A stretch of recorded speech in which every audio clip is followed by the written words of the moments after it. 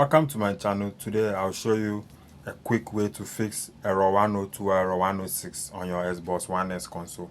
It works for both Xbox One, One X and One S.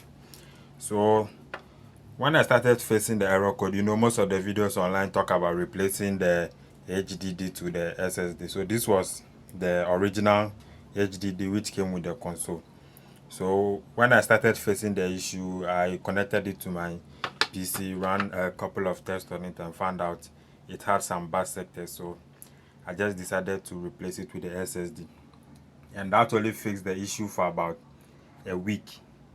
And ever since I started experiencing error 102, anytime I try to start up the console crashes, like it freezes. So I replaced the thermal paste.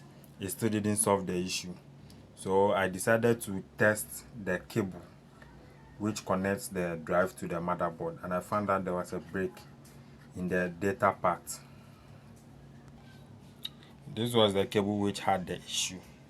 So after using multimeter to test continuity from the pins from the end to end, I found out that there was a break, because over time when you keep playing, the console keeps heating up, and the position the drive is, the cable is bent in a form in this way. So the break was somewhere around this part.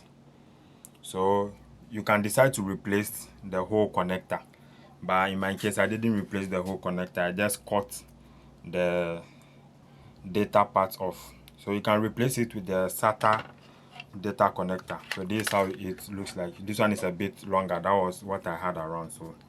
So ever since I did that for about 2 months, the console doesn't crash, it doesn't freeze, it runs smoothly, load time is very fast and everything.